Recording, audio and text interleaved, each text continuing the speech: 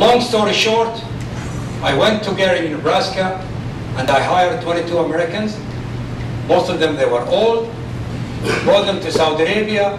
I said, look, it's very cold in Nebraska. So what are you doing in November and December, January, February?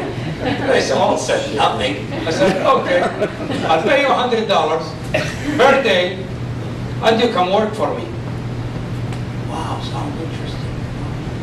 $3,000, man, that's a lot of money. And I'll pay it to you cash. No bank transfer, no nothing. So they agreed. We brought 22. And each one, we put underneath it 10 person to the learn house. Some of them, they were really old. They cannot even climb for the center pivots. Because those center pivots are a magic. I don't know whether, how many of you are aware of a center pivot. But just imagine a long hose or a long pipe with wheels. They just travel like this, How do they move, What makes them stop? So it's very simple, but if you see it, you're talking about 1 square kilometers, 130 acres. So we got them to run, and we got that. What is the difference between Golden Grass and other company? Nothing. Because my main goal was to make money. And that was all my motivation, is to make money. And there is an opportunity, the opportunity in agriculture, and I took that opportunity, and there is no difference. If you started a company, and you started business, and you are in your young 20s, you have one motivation, is prove yourself, be successful, and make a lot of money. Did I answer your question, Professor? Yes. Thank you. Thank you for an excellent talk. I have some questions about the water, which is so important to the agriculture. First of all, I was aware that the Saudi government was perhaps rewriting its water laws through the Ministry of Water and Energy. And so I have two questions. One is, did it complete that rewrite of the water law of the kingdom? And number two, you put up a number for renewable water available to agriculture.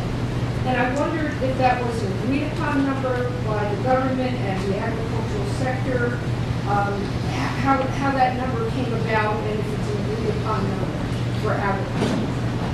Okay, the first part of your question about the laws of the agriculture. Of water. Unfortunately, Saudi Arabia signed a contract with King Saud University to make the agriculture development strategy. And they promised, and it's all published, within 24 months, that contract, that strategies will be published, including the water. And unfortunately, that study is not published yet.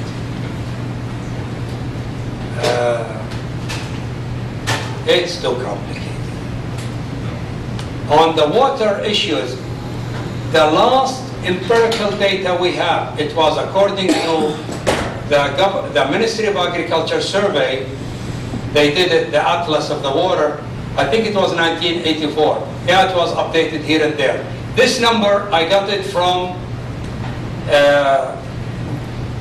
one of the most reliable source of information is the central banks of Saudi Arabia.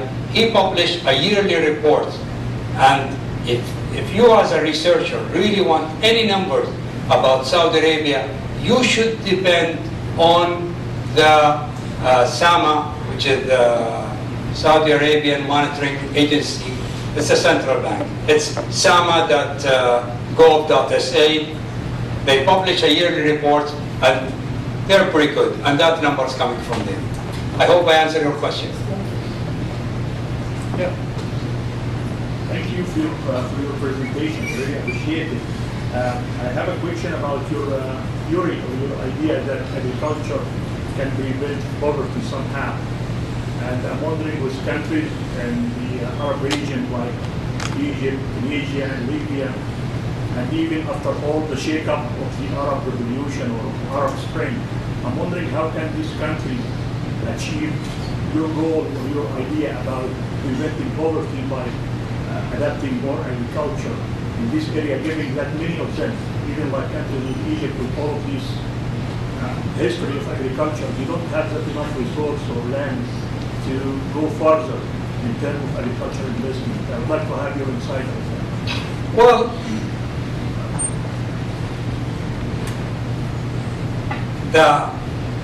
my thesis should be published very soon.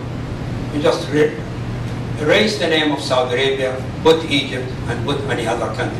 It would work. It's a very simple strategy. When you said about Egypt, it can be done. It's very easy to be done. It doesn't need much really resources. If you're talking about Iraq, it will work for Iraq. The social agriculture, it's really cheap. It's not much. I mean, wait a minute. Okay. What I meant by really cheap, comparing to others, it's a lot cheaper than to buy a weapon, that's for sure. So, the development of agriculture, to use it for the rural area, yes. And I think the Arab world that I think what we saw for the last 30, 40 years, 50 years, it will not be the Arab world that we will see in the future. They have supported dictators. They really care about selling more weapons, and poverty goes up, and no development. And those things have changed a lot.